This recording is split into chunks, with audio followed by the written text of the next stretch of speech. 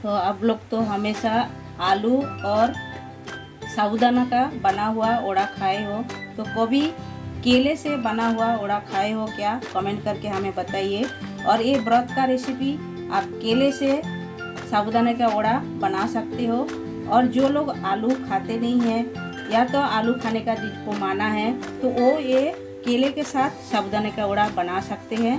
तो आज का रेसिपी हमारा केले के साथ साबूदाने का ओड़ा, और साइड में हमने ग्रीन चटनी भी रखे हैं, तो आप लोग देख सकते हो। तो आज का रेसिपी हमारा है केले के साथ में साबूदाना का वड़ा। तो चलिए देख लेते हैं कैसा बनते हैं।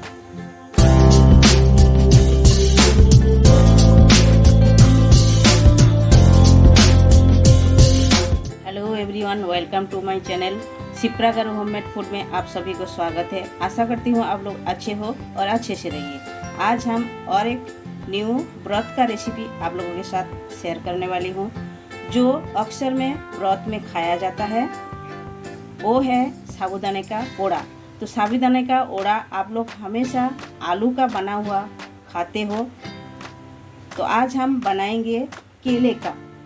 केले से हम बनाएंगे साबूदाने का ओड़ा। तो जो लोग आलू खाते नहीं हैं वो लोग के लिए ये केले का साबूदाने का ओड़ा आप बना के खा सकते हो।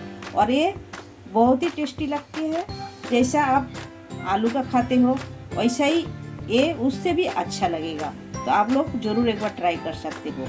तो आलू जो लोग खाते नहीं, बहुत जन खाते नहीं है आलू, तो उनके लिए एक केले का साबूदाने का ओड़ा आप बना सकते हो। तो केला और साबूदाना मिक्स करके हम जो ओड़ा बनाएंगे, तो उसे क्या क्या सामग्री लगते हैं पहले हम देख लेते हैं। तो सामग्री में हमने लिए है, आप देख सकते हो, ये हमने 2 कच्चा केला लिया है। 2 कच्चा केला को हमने कुकर में 4-5 सीटी लगा के ले लिए है ये केला।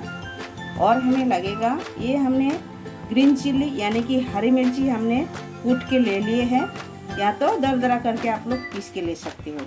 और हमने आधा टेबल स्पून जीरा लिए है, और हमने half table spoon Kashmiri red chilli powder लिए है कलर के लिए। तो उपवास में आप लोग खाते हो तो ये आप डाल सकते हो, या तो नहीं खाते हो तो स्किप कर सकते हो। और जीरा भी हमने लिए है, तो जीरा आप खाते हो तो आप डाल सकते हो, नहीं खाते हो तो स्किप कर सकते हो। और हमें लगेगा सेंधा नमक, तो ये हमने सेंधा नमक लिए है। और हमें लगेगा ये मूंगफली का ड्राई रोस्ट करके हमने ऐसा दरदरा करके पीस के ले लिए है, आप देख सकते हो, ये हमें लगेगा। और साबूदाना का ओड़ा है तो साबूदाना तो लगेगा ही लगेगा। तो ये हमने साबूदाना ले लिए है। ये हमने 1/4 किलो साबूदाना रात भर भिगो के रखे थे, आप देख सकते हो। साबूदाना आप ओड़ा जब बनाओगे, साबूदाना भिगाने का भी एक तरीका होते हैं।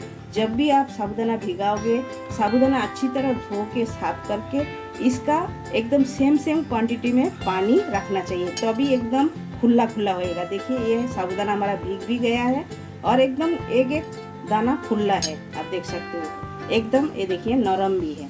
हाँ, ऐसा ही करके आप भिगाओगे तो ये बहुत ही अच्छा ओड़ा भी बनेगा, और इसका खिचड़ी भी आप बनाओगे वो भी बनेगा। साबूदाने का खिचड़ी भी खाया जाता है व्रत में। तो आज हम आप लोगों के साथ केले का हम शेयर कर रहे हैं। तो पहले हम क्या करेंगे, केले का छिलका हम निकाल के ले लेते हैं। बॉयल करने के बाद केले का छिलका देखिए आराम से निकल जाते हैं। ये देखिए ऐसा एकदम आराम से निकल जाते हैं, कोई तकलीफ नहीं होती है। इसी तरह देखिए, इसी तरह निकल जाते हैं। ये देखिए ये हमने निकाल के ले लिए हैं। तो अभी हम क्या करेंगे, एक ग्रेटर का मदद से हम ग्रेट करके लेंगे। ऐसा ग्रेट करके लेंगे हम केले को इसी तरह। तो चलिए इसी तरह हम ग्रेट करके ले लेते हैं पहले। ये देखिए इसी तरह ग्रेट करना है।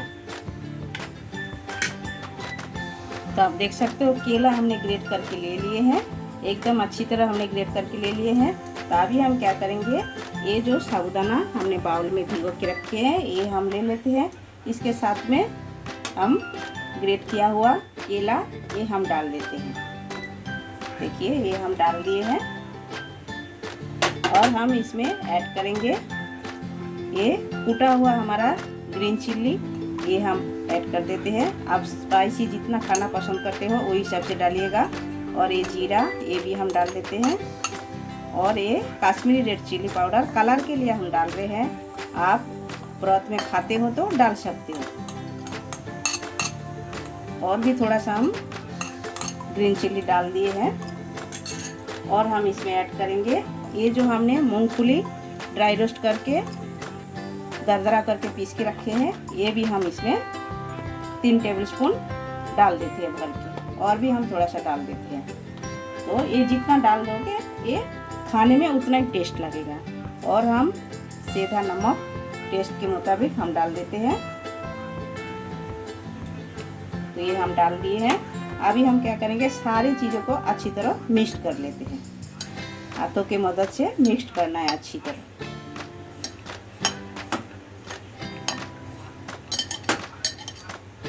तो आप देख सकते हो सारे हमारा मिक्स करके हो गया अच्छी तरह। तो अभी हम ओड़े का शेप दे देते हैं। ऐसा एक लिए है पेड़े के जैसा, ऐसा गोल बनाना है और थोड़ा सा ऐसा चपटा करके देना है। देखिए इसी तरह बनाना है। छोटा बड़ा आपके हिसाब से जैसा आपको पसंद है वो हिसाब से आप बना सकते हो। हम हमारा हिसाब से बना रहे हैं। देखिए इसी तरह एकदम अच्छी तरह बाइंड हो रहा है। इसमें कुछ और ज़रूरत नहीं है मिक्स करने का, एकदम बराबर हो गया है। 2 केले में और 1 पाव साबुदाना में बहुत सारा बन जाएगा। तो देखिए इसी तरह बना लेते हैं हम।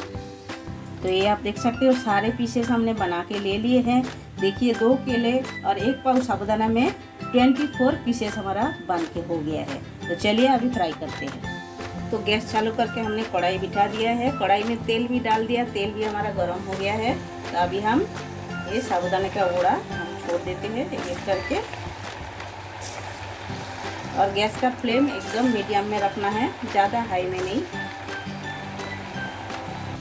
तो आप देख सकते हो एक साइड हम चेंज कर देते हैं।